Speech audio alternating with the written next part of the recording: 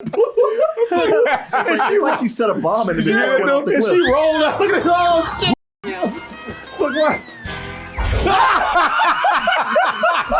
That didn't even touch nothing. It touched the leaf. Touched the leaf, yeah. That thing went boom.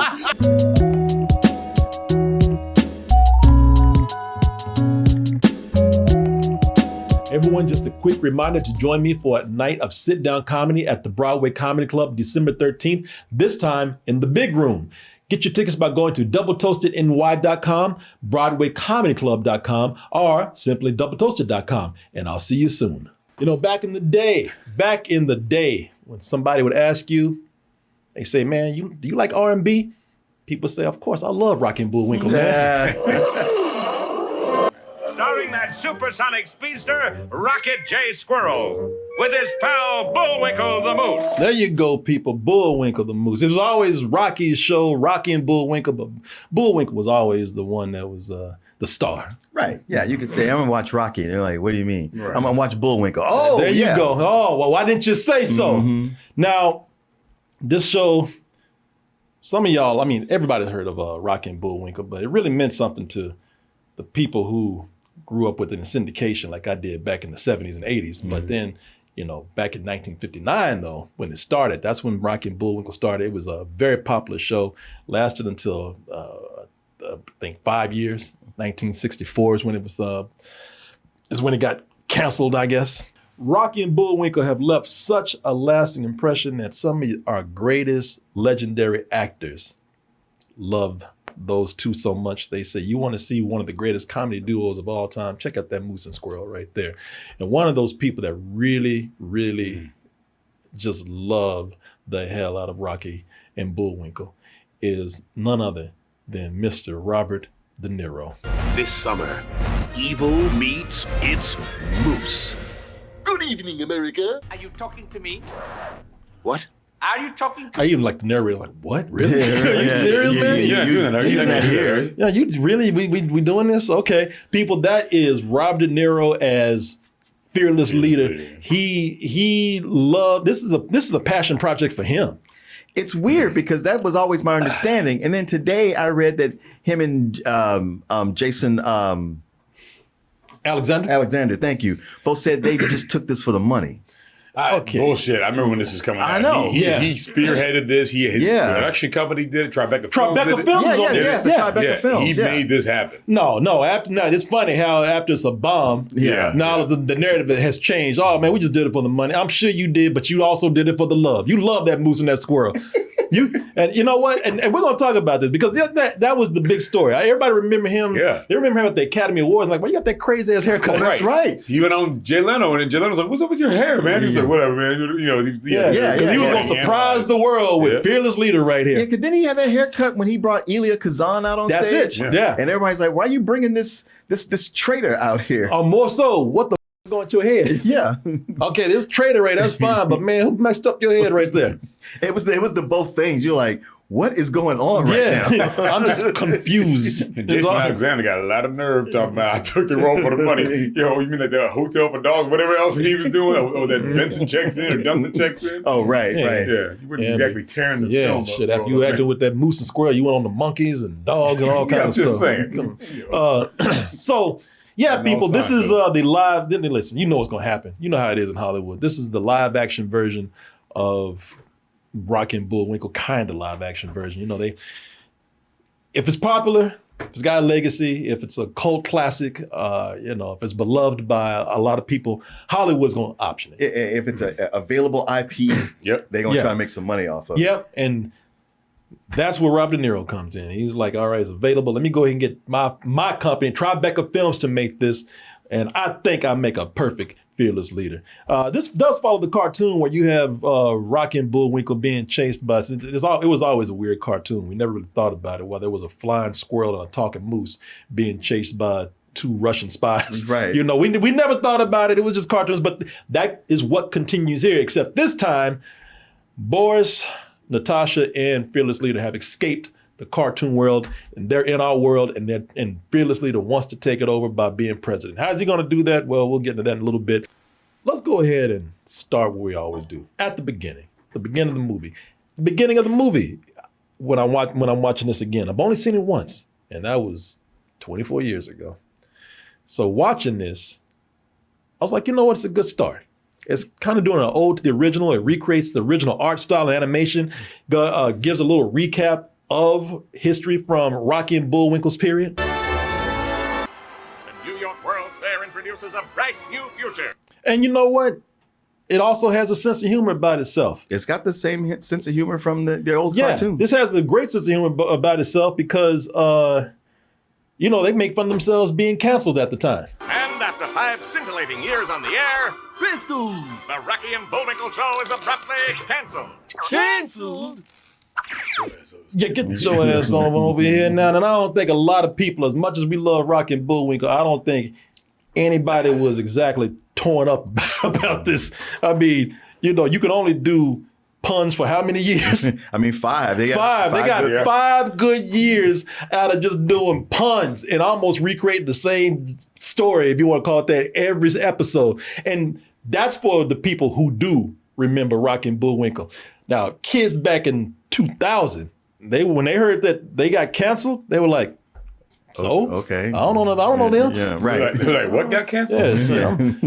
Being that it's following the same humor of the show, man, they do get some good gags out of this. I remember not laughing at this at all. Back in the day. Well, rewatching it, I was like, oh, that's right. That was part of what made it so bad was that in the beginning, they were nailing it. Yeah. And even down to the narrator sounding like William Conrad from the old show. Yeah. But they had some jokes at the beginning, because I remember I was like, man, okay, this is going to be, if my experience was like last time, this is going to be painful. This is going to be torturous to watch this. So I was surprised when I was getting some chuckles out of some really corny ass jokes in this. Now their exploits were just a memory. Yes, it was a melancholy time indeed. Man, listen, that's old corny, naked gun type joke. yeah. But I was like, but that's intentional. Mm-hmm. That's why the show was funny, because they did that. That was their brand of humor. It was corny. That's It was corny. It was satirical.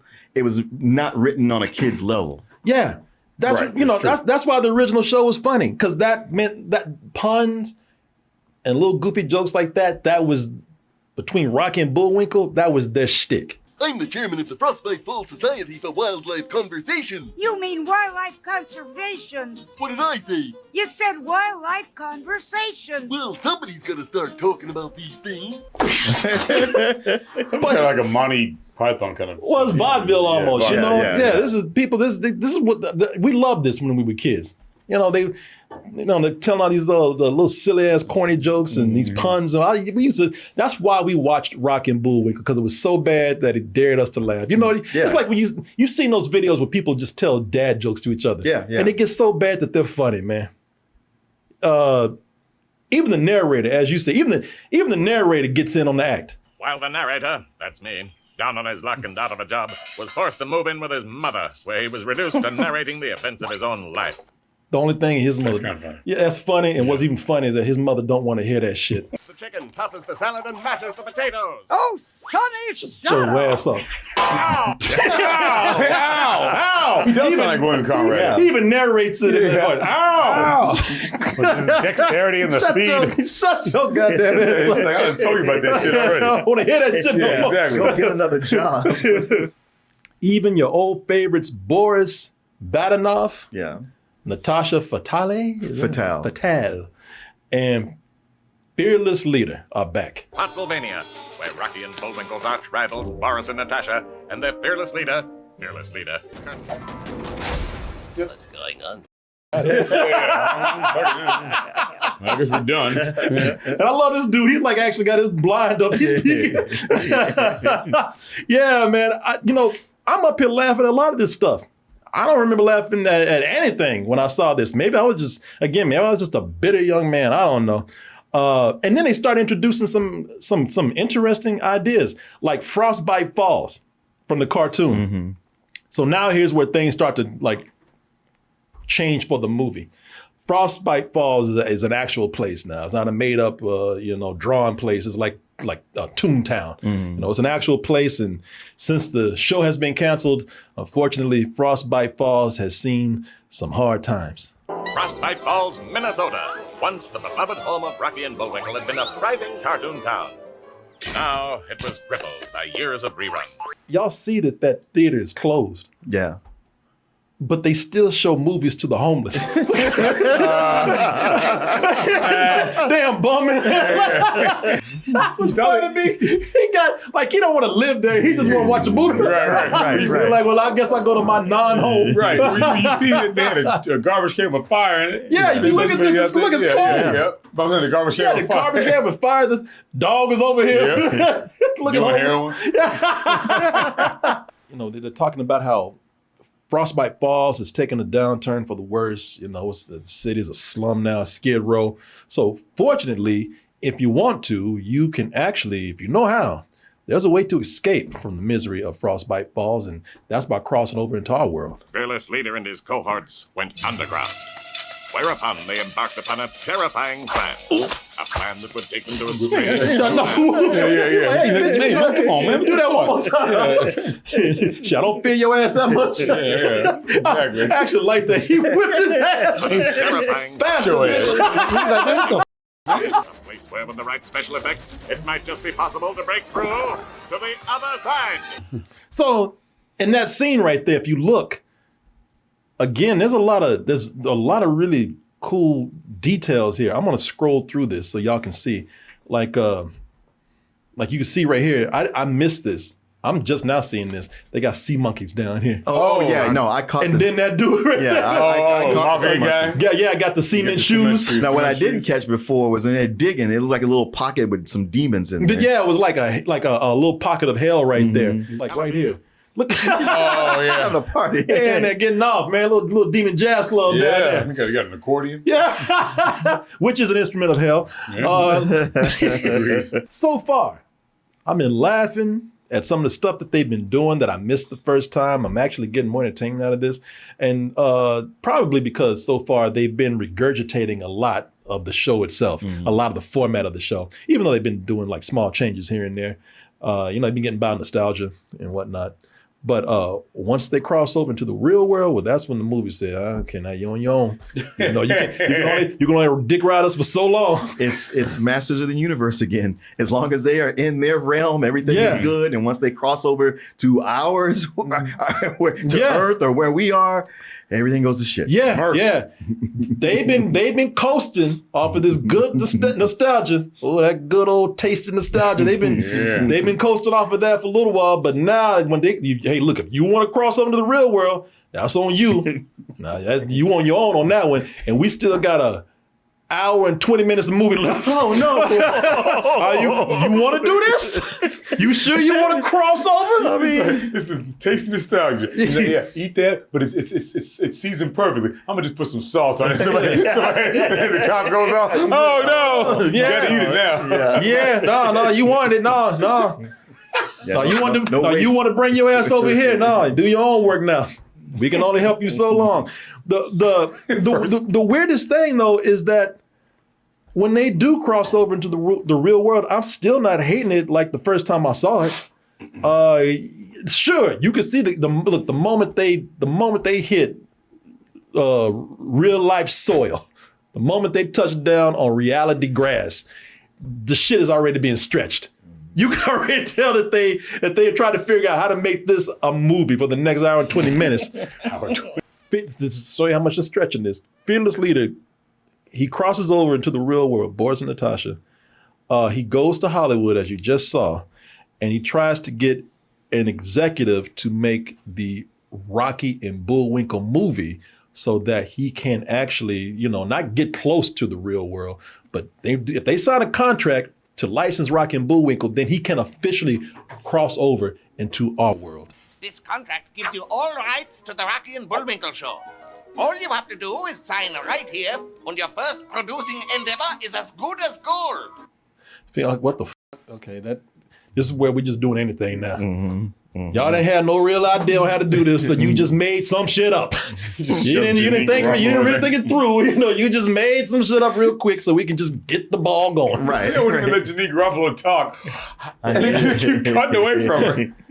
And that's Janine Garofalo, who was big in the 90s and the 80s, and she's considered to be one of the cameos in the movie, which is, we'll talk about in a little bit. There's a lot of that here. Oh, yeah. But, even when they're doing a big stretch like this, they are still kind of conscious to remain true to the show, keep the humor of the show. But when she tried to pull the contract out,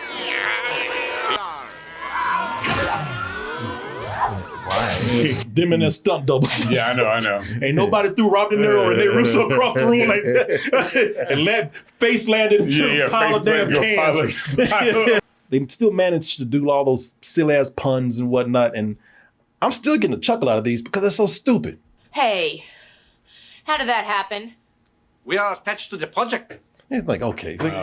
See, that was the first one where it's like, okay, this is starting to not work anymore. I let them slide for a while. I let that one. I was like, okay, maybe my nostalgia was still kicking in. Maybe today I'm just a more open-minded person, but I'm still getting some chuckles.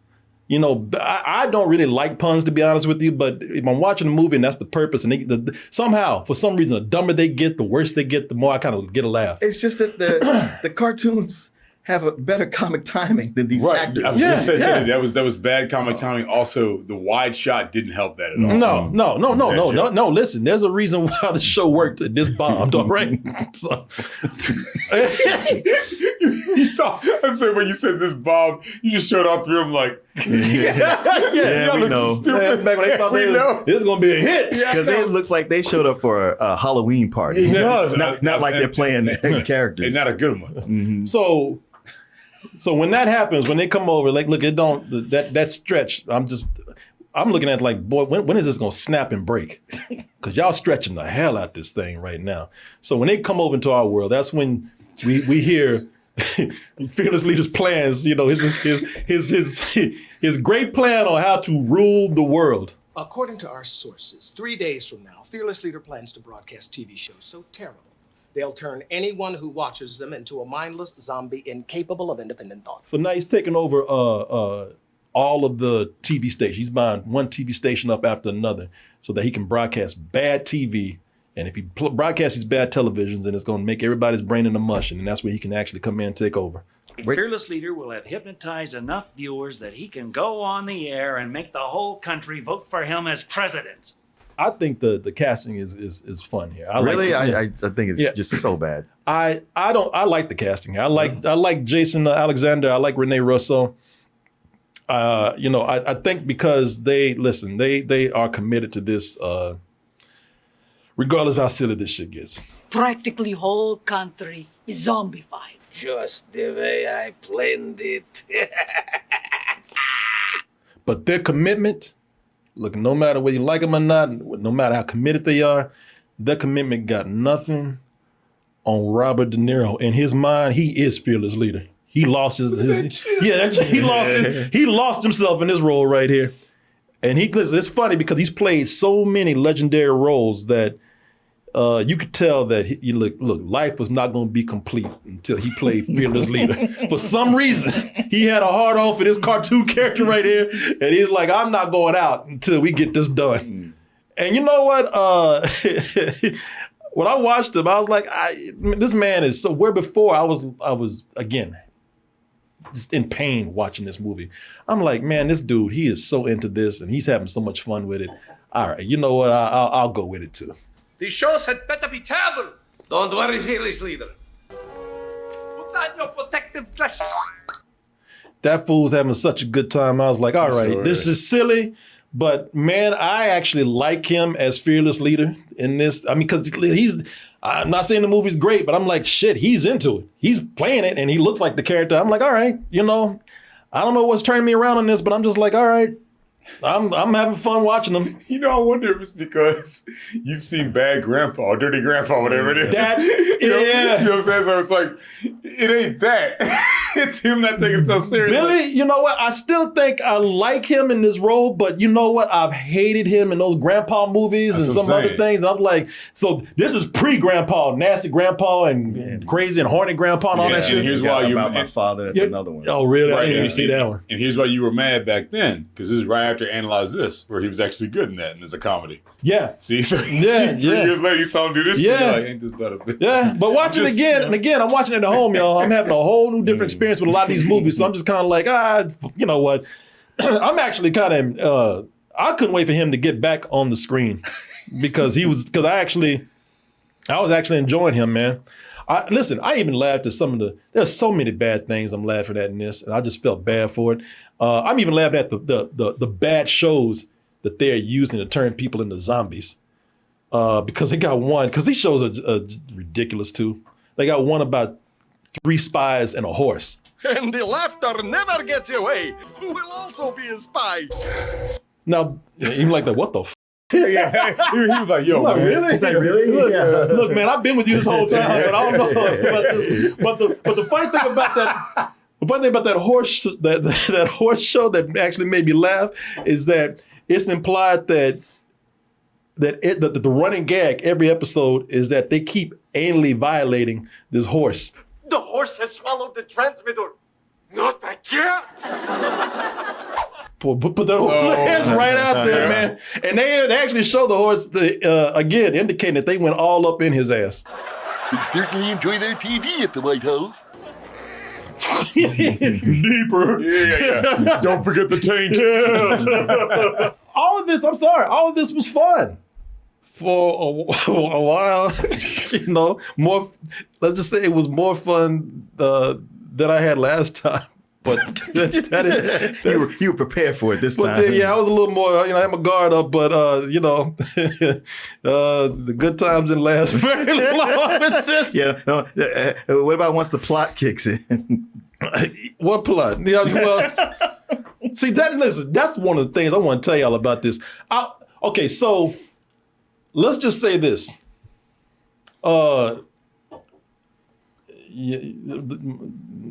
Boris and Natasha and Fearless Leader, I was enjoying their stuff more than Rocky and Bullwinkle stuff when they came on. Because, the Rocky and Bullwinkle plot, that was stretched more than the Fearless Leader stuff. Bullwinkle wants to come to the real world because all the trees in Frostbite Falls have been cut.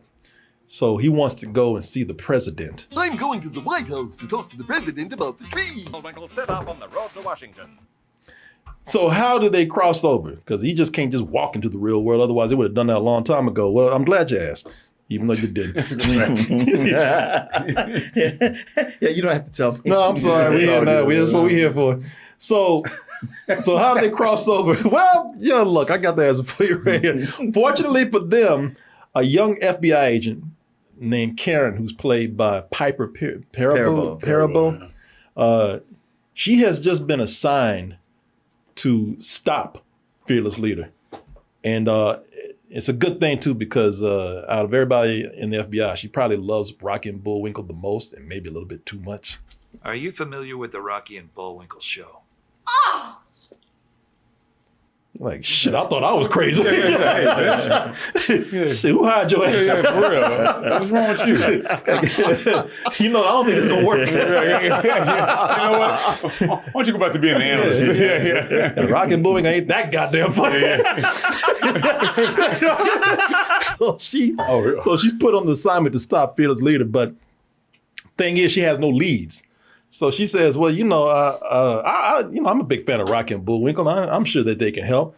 I just got to get them over here. So how does she do that? So get them over here. I just got to. That should be easy. That's a logical move, That's right? I got to get these 2 cartoon characters to come out the TV. Get them over here. I'm a Texas boy. Hey, where y'all at? New phone, who did? Yeah, they on TV. Hey, y'all come here, let me holler at you. But to do this, again, I'm glad you asked. To do this, she has to sneak into Universal Studios like a ninja. And so why does she have to go to Universal Studios? Because as you can see right there, there's a big water tower, and you're like, okay, what does that have to do with anything? Well, that water tower is how they greenlight movies. So you go into the water tower, you just you just pick a genre right there, and when you see something you want, you just grab the lever and you pull it, and then all of a sudden it turns green and it hits people in cartoon land. That's not the president, Bullwinkle. That's a green light from Hollywood. Simple, right? Now, did I miss anything here? Am I exaggerating? No, you got it. Now, I didn't even catch all that till just now. Yeah, now this is the kind of idea that makes you say, I hope you were on cocaine when you wrote that. Because then you would have an excuse. Because this shit, listen, there's no way that you didn't either write this because you just had to get this shit done because your deadline was tomorrow, or you were coked out your mind, or both. I was going to say probably both. Yeah. If there was anybody in the room who said, well, this really kind of doesn't make sense, they go, it's cartoon characters, get out, you're fired. Shit, it's Rocky and Bullwinkle, goddamn. That fucking guy, he's holding us back here. Or they'd be like, do you want to say to Mr. De Niro? Oh, yeah, right. You guys done yet? Oh, yeah, we on it now. I have a couple of comments here in the chat. Somebody says, hey, I think it's funny. That's cool. And then somebody said, only the best Coke. yeah, exactly. Someone that good China White. Yeah. Somebody else said it's meta humor gone wrong. Yeah, because I can't spend the whole night going like, well, with the show, but the show knew how to like stick and move. Yeah, here's a quick pun. We did it. We're gone. But they're like, we're going to build a whole plot point around it. Yeah, right. Hey, and listen, it's just like, man, we don't care. We gotta get him over here. Yeah, right. What's your idea? Yeah. All right, never mind. All right, green light. Here they come. It's them. Look at it. Look at it, man. It's really them. I gotta stop doing that. I'm not gonna get anything done. Wait, listen. When they do it, Rob, because I'm telling you, like this whole Rocky and Bullwinkle part, I wasn't too crazy about it. I gave them a chance, because when they got here, they're doing their shtick, they're doing their routine, and I'm laughing at these dumbass puns. We gotta get out of here fast. Quick, let's go to a commercial. What is this, PBS? All right, that's not the funniest thing in the world. People like to keep laughing at it for. That one wasn't that bad. No, actually, no. I did like that they don't realize movies like, hey, we'll wait for a commercial. I kind of like that concept. Yeah. And listen, that's actually, that's egghead humor too. I suppose it would be a little smart, a little smarter than the average joke in here. Talking about PBS and whatnot. Also, keep in mind, kids, when this came out, what year this came out. So, yeah, exactly. No DVRs back then. But then they remember, we gotta do the dumb jokes too. Can you repel? Sure, I've been repelling viewers for years. Now that's right out the show. Yeah, a joke like that. And it was the obvious joke to tell, and he took it. all the low hanging fruit. But that is a joke that would be on the show. Yeah, but like a lot of adaptations that have to stretch things out to make a movie, they use some old reliable formulas. One in particular, the road movie, and they are ready to admit it to you too. All right, we need to get to New York and stop Fearless Leader's broadcast within 40 hours. Why don't we take an airplane? Because then it wouldn't be a road movie. Whee! All right, get out. I did find myself, much like last time, this time around, just not liking Agent Karen's sympathy. No. I was like, you know what? She's just here to narrate and be annoying. Yeah. And this could go a lot smoother if she wasn't She's around. She's not a real personality here. No. That's why. Also, that's terrible ADR. I always point that out. Now, I have no problem with the road movie. As long as you fill the time with something creative or clever or smart or whatever. You get what I'm saying. They don't often do that. They don't often do that, and they do it less here. Hey everyone, excuse me for interrupting the video, but we do have to give a word out to our sponsor right now, which is Marvel Snap. Now here in the DT community, we love comics, especially Marvel comics, and we love games, and that's why I think you're gonna love Marvel Snap. Why? Because Marvel Snap is an award-winning collectible card game that combines deep strategy, a unique snapping mechanic, your favorite Marvel characters, with thousands of unique card art variants created by renowned artists to collect and use. Now, Marvel Snap is very easy to jump into, but once you do, I gotta warn you, it's very hard to put down. It has fast-paced matches, each one taking about 3 minutes. The objective? Win 2 or 3 locations by having a higher total power than your opponent. And you'll build unique decks with 12 unique cards. There's no duplicates allowed, and you'll get regular updates with new cards which are released every week with new seasons every month, like this month's Deadpool and Wolverine theme. You know you're gonna want that. And frequent events that keep the game fresh and exciting. And you'll also join a vibrant community collecting unique cards to dominate your opponents and climb competitive ranks. But here's one of the coolest things about Marvel Snap, and one of the things that I personally love the most, and that is the art. Art is very central to Marvel Snap, and they have partnered with over 300 renowned artists to create all the unique card art in the game, and there are over 2,000 unique card art variants to collect and use in your personal decks. Listen, the game is a lot of fun to play. The art is beautiful. You know you want to know more about this, so here's what you're going to do. Download the Marvel Snap app, now available for free on the App Store, Google Play, and Steam, or visit marvelsnap.com. Let me spell that out for you. marvelsnap.com. Go there, learn more. I want to thank Marvel Snap for sponsoring this portion of the show, and I want to thank all of you out there, as usual, for your support. And now let's snap back into the show. There's a lot of crashing into stuff in here. No trains, but plenty of planes and automobiles. Just running the shit. I mean, look at all that space. All that space. He just had to run that billboard right there. Well, you know, he's never flown before. All right, but you hit the one object right there in this wide ass field. But the worst one is Agent Karen Sympathy. Agent Karen Sympathy is her name. Last name Sympathy? Yeah. Piper Parabo. Yeah, she's the worst one wrecking shit.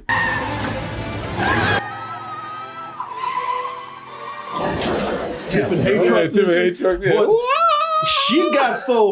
She got so crash crazy. Look at her. That she just said, she pushed everybody out the car and ran that shit off a cliff. I'm going.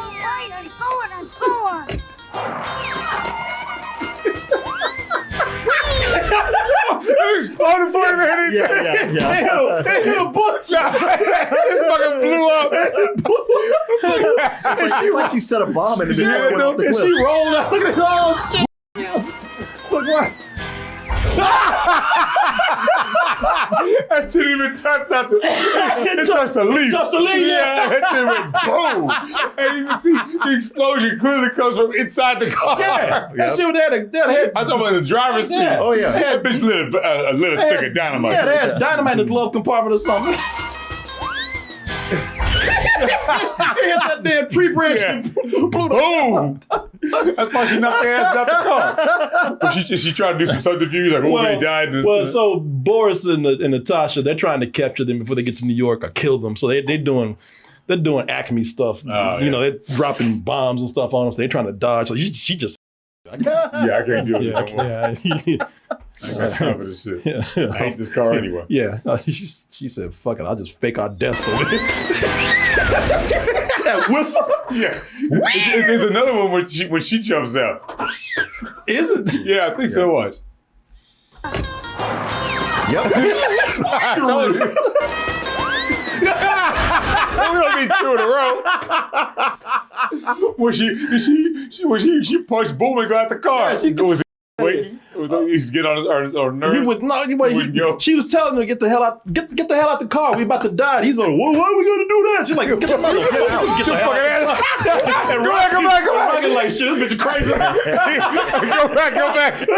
Rocky said, this bitch is crazy. You ain't gotta push me. I'll get out. It's not the car. All right, take that down. So now that Bullwinkle and Rocky are acting a fool, at this point, everyone's run out of things to do. Everyone's lost their goddamn minds. The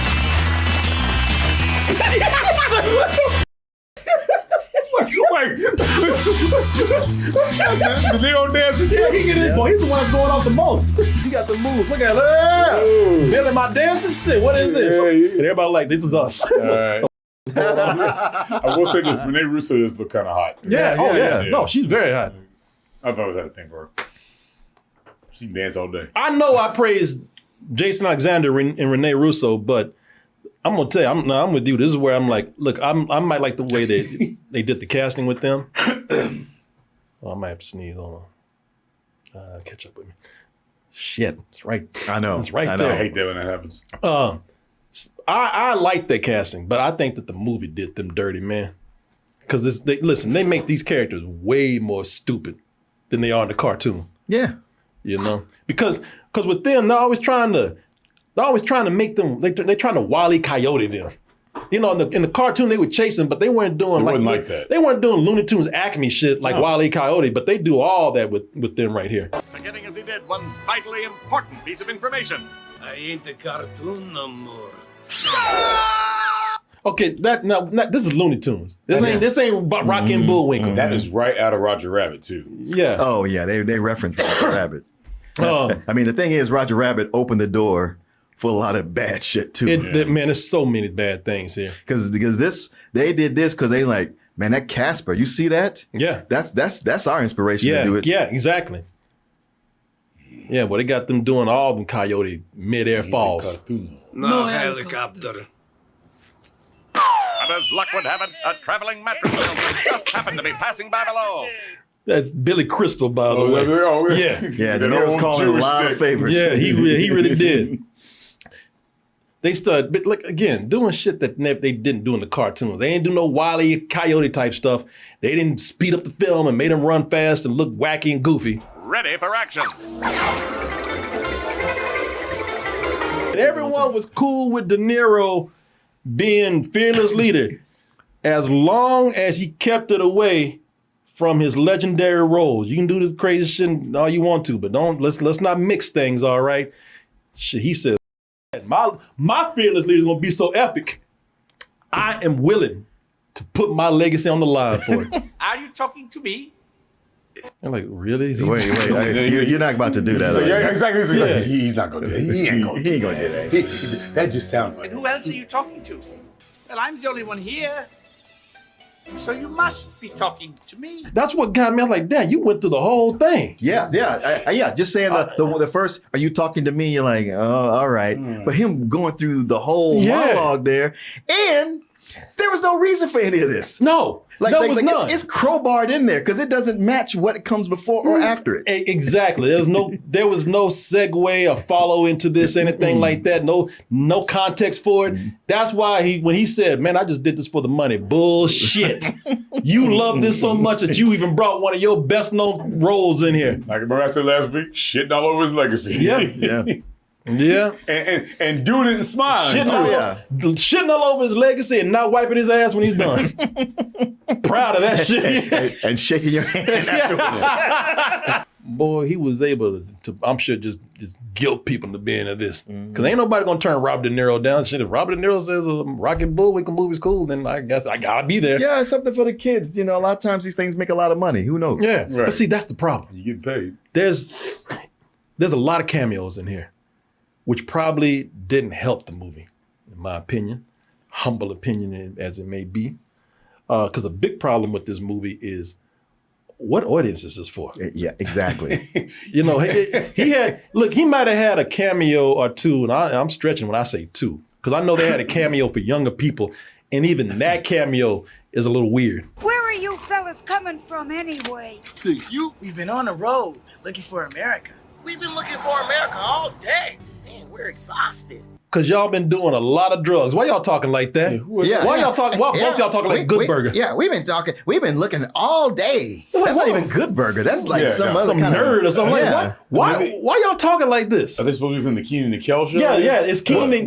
They're Martin and Lewis is their characters. Yeah, they call him Martin and Lewis, but they put him in there because Kenan and Kel was popular at the time. The show had just ended. They were starting to do reruns at the time. And they actually made a joke about that. Right. So yeah, they were, but they were still being shown For some reason, they thought that these two were going to be the next Abbott and Costello or Dean, Martin and Lewis or name any Penn and Teller, whatever. I don't know. name any.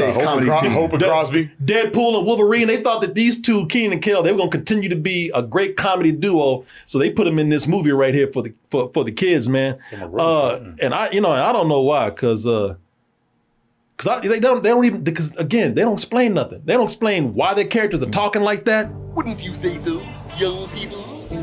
Yeah, right. It's like, hey, why do you two talk like that?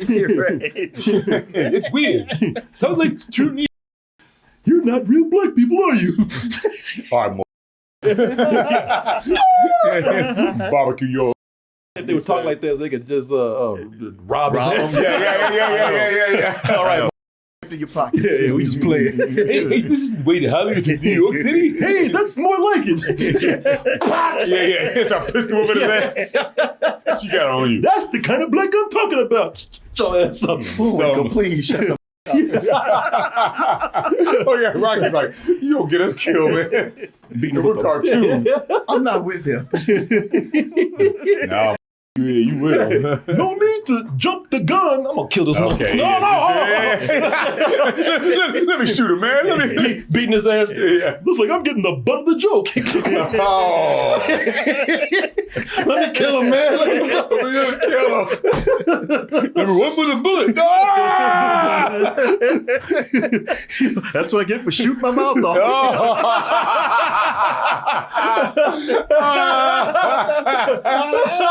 It's hot as a pistol here.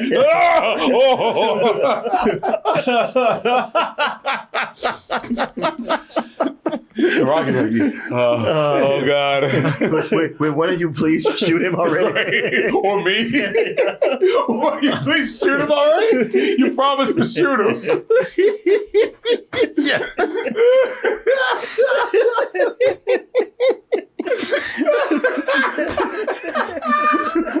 Hey, here's another one. I'm looking at some of the cameos that, are, I don't want to talk bad about these people, but they were outdated even when the movie came out. I ain't trying to say, I'm not trying to, God bless them, they're dead now, but like Jonathan Winters. Yeah. Jonathan Winters, I don't know who Jonathan Winters is, but he was somebody that was popular back in the 70s. Yeah. And by the time they put him in Rocky and Mindy. Yeah. He's old then. Yeah, by the time they put him in, and he plays 3 different roles in this movie. But here he is, right? You can't really see him. You'll see him in a little bit.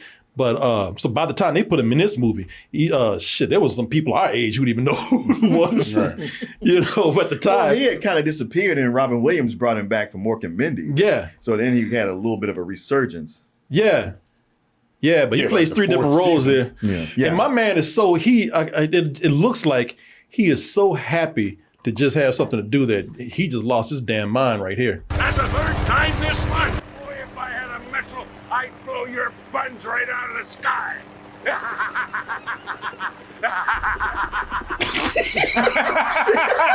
He's a loser. Cut.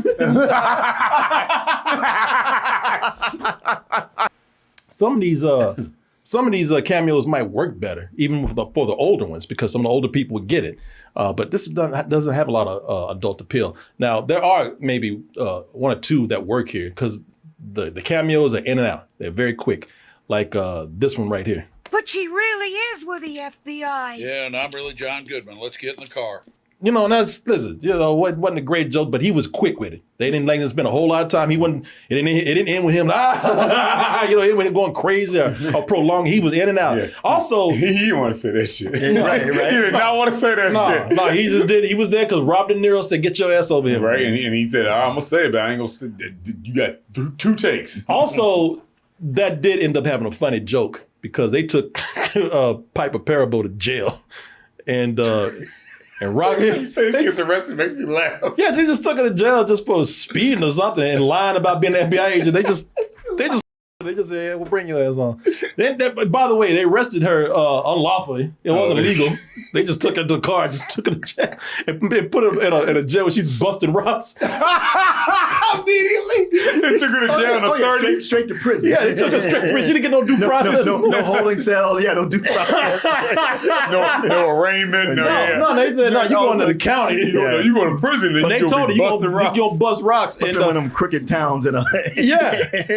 Where the judge just throws you in prison. They even said she going to bust rocks because Rocky and Bullwinkle, this is actually kind of funny. They try to stand up for her. Wherever she goes, we go. Well, she's going off to the federal pen to break rocks for the next 5 years.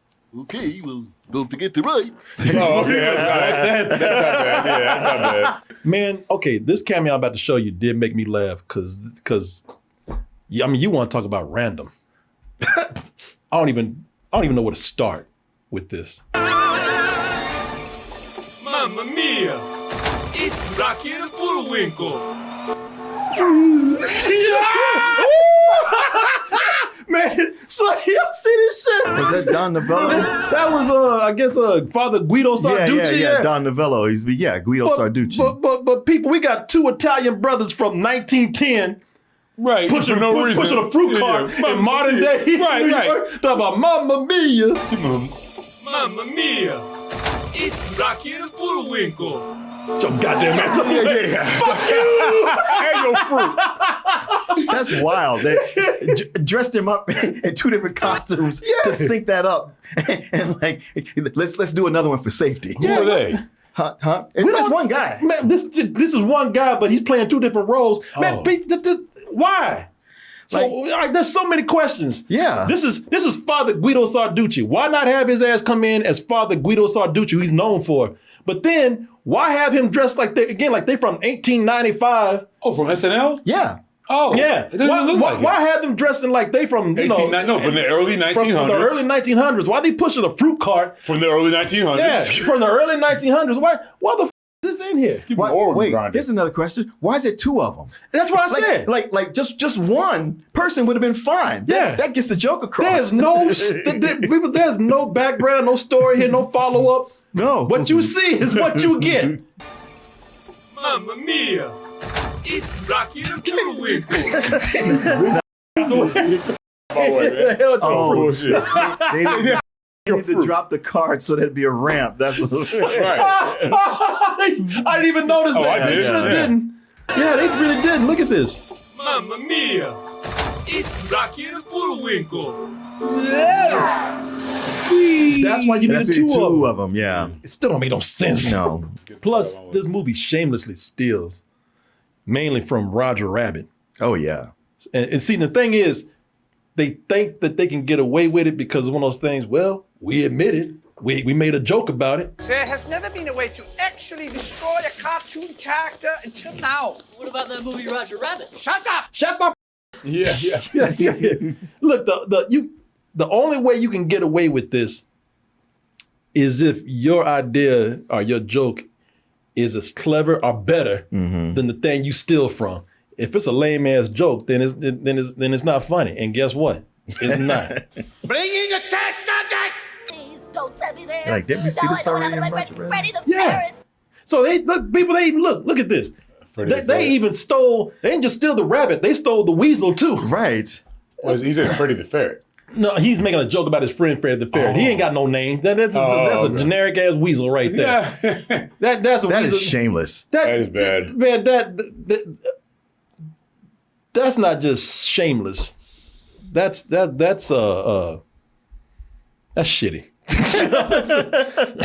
I mean, shameless would be again trying to actually top the joke or something. They don't even do that no. here. They just lazily steal from Roger Rabbit. Go. You know what I'm saying? But at that time, people remember.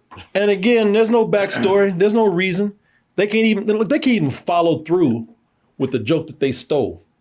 So they said the reason they brought him in here is you saw the joke. They said we figured out how to kill a tune. Okay, now all you gotta do is type in an address and.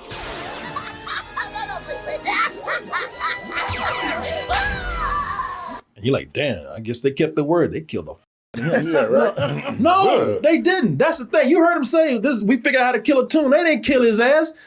Later on, they put Bullwinkle into a fax machine, and he goes surfing on in the internet. And guess who he sees? Surf's up, dude. He did. He ain't even got the same personality. He's surfing, talking like a Ninja Turtle. Okay. You know, you went through all this trouble to steal the joke, and you got it, and then you're like, well, now what? Well, you know, the internet was new then, so they thought they were on to something. Right. God damn, I don't know shit. Let's make him surf. Also, they're like, we're gonna bring him back. Surf's up, dude. So by the time we get near the end of this, the movie at this point, the movie just loses control. It just succumbs to itself and just goes off the it just goes off the rails, man. You know, the movie's like it's just losing its sanity. It's not even trying anymore. At least I never heard a complaint from the other vegetables. Now we could have stopped there, you know. But what you're about to see is where this movie just could not help itself. Yeah, you know, it's gone. It's gone at this point. The movie's lost its mind, and like I said, it's trying to find a joke and a pun to where it's just now they just forcing things and getting too literal with it. Your 3 missing colleagues from the FBI? The actual vegetables. I was like, come on, man, god damn. Y'all, like I said, they ain't even trying no more. No. I ain't got no jokes. Ain't a joke. That shit. It looks shitty too, man. It's so bad. Like, hey fellas, instead of writing jokes, which is really hard, how about we just have like makeup and special effects? Yeah. And then the movie said, you know what, if we gonna get stupid, let's just go ahead and get stupid. At the end, they just all hell breaks loose. They ain't got no real climax. Everybody just starts crazy. Everybody just goes crazy. Yes, I always knew I would rule the world someday. Hey, run around circle. Yeah. Oh, you about to be somebody there? Yeah, oh yeah, look at this.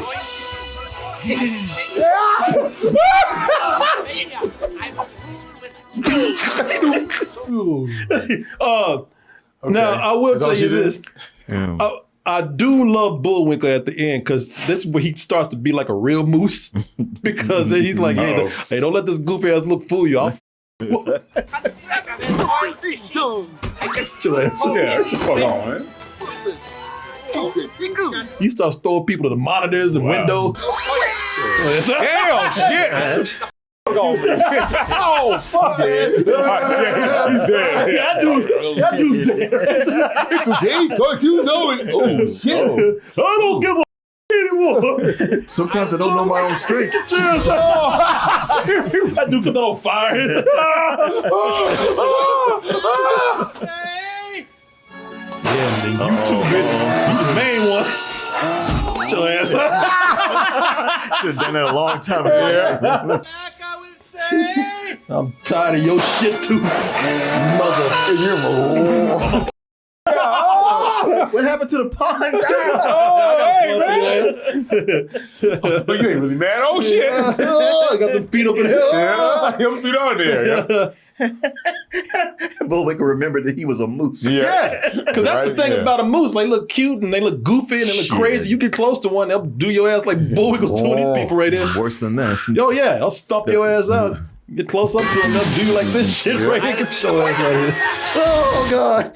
So at the end, they, as you can see, it tore that studio up, the Fearless Leader studio, where he's going to show all the bad TV shows and turn everybody into zombies. They tear that shit up. And then they turn everyone back into tunes. They don't really explain how. Well, did they ever explain why, like, Rocky and Bullwinkle didn't turn into a real moose? Right. No, like a real squirrel. No, they did not. Yeah. Because I remember there's a point where he asked, like, how come we're not a real moose and squirrel? Did they? Okay, I missed that part. But she was like, I don't know. I think I did something different. It was like part of their quest to figure out how to. I think I did something different. It's like somebody asked like the obvious question got asked, and I don't know. I think I did something different. It was just a real blow off kind of answer. We ain't got time for stupid questions, all right? Get in the goddamn car. Yeah. I don't know. I think I did something different. You already getting on my nerves. Yeah, I don't want to hear this. Please come back and see that stupid shit. Well, how come we're not a real Moose and Square? I don't. I'm about the goddamn question. Sing it out. That's why, bitch. So that's pretty much the end of the movie. Now I will say this: there's a joke in here, and not everybody's gonna find it funny. I found it kind of funny.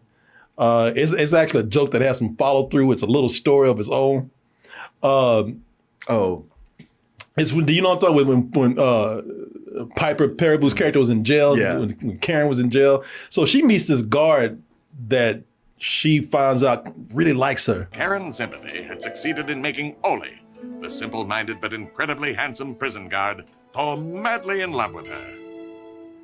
So she like, well, shit, now she sees an opportunity. I'm sure we can work this out. Now everybody thinking that she gonna give him some ass. Oh yeah. With that music too? No, he's thinking that. Yeah, he already had a dick out. Obviously, she's about to play him. Oh yeah. Mm-hmm. So she got, so she used him to help her escape.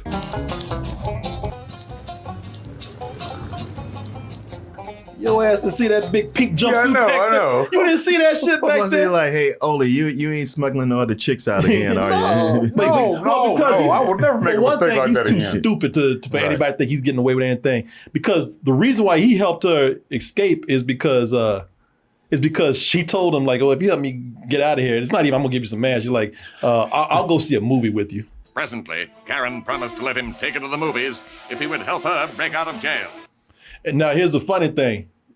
So he got her out of jail and went straight to the movie theater, thinking that they're going to see the movie.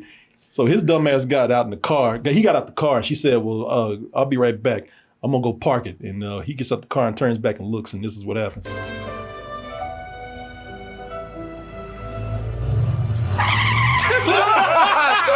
See ya, bitch. She peeled off on his ass. And he's like, well, there's some spaces right here. I don't know why she's still driving down the road. She peeled off on his ass just to let him know I ain't coming back. What's his name? Ole. And that damn hate truck. I know that hate truck. He's all like, holy, done it again. No, he still think they're going to see a movie. Please, to for the love movie. Now, what she did was in the middle of the movie. I was going to say, cut to the end of the movie.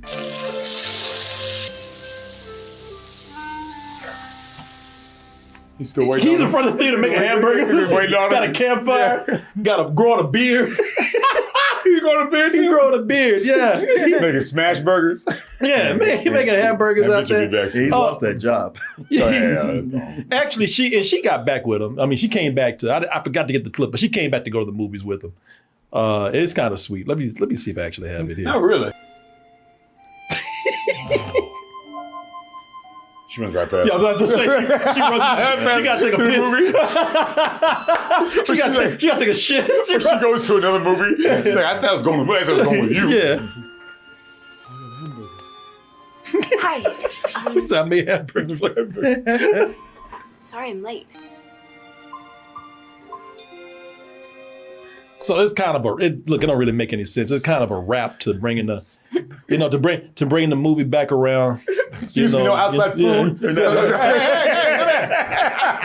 come on. You've been here for 3 days, and those tickets are not good anymore. And I ain't got no money because he lost his job. Yeah, he told her, don't come back. Yeah, you got this, right?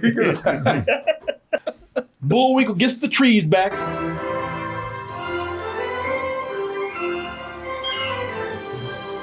And even the narrator gets a happy ending. Mama! Like, I don't want to slam the door. Yeah. Get your job back.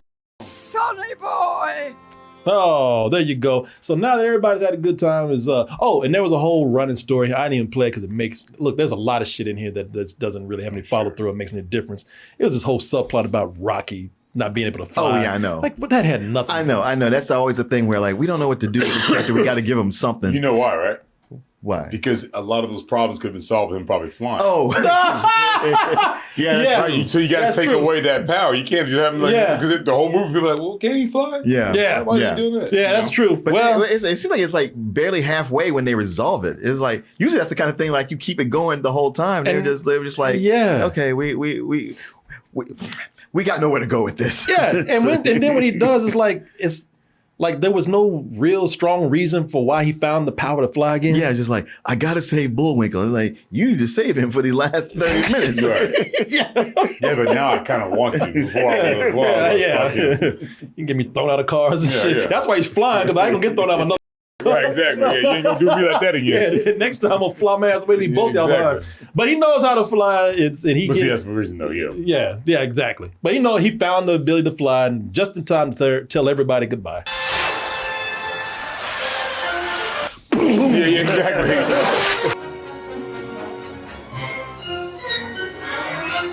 Bye. And there you go, folks. Goodbye. Goodbye. Good riddance. Piece of shit.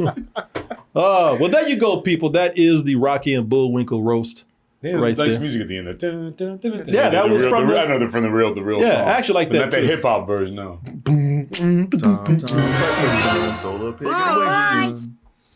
Bye. All right, everybody. That is it. Hope you enjoyed that right there. Well, you made it to the end of the video. That must mean you really like what we do. So if you do, check out these other videos just like this one. Check out our other YouTube channels and subscribe to join our wonderful Toasty community. And as always, stay toasty.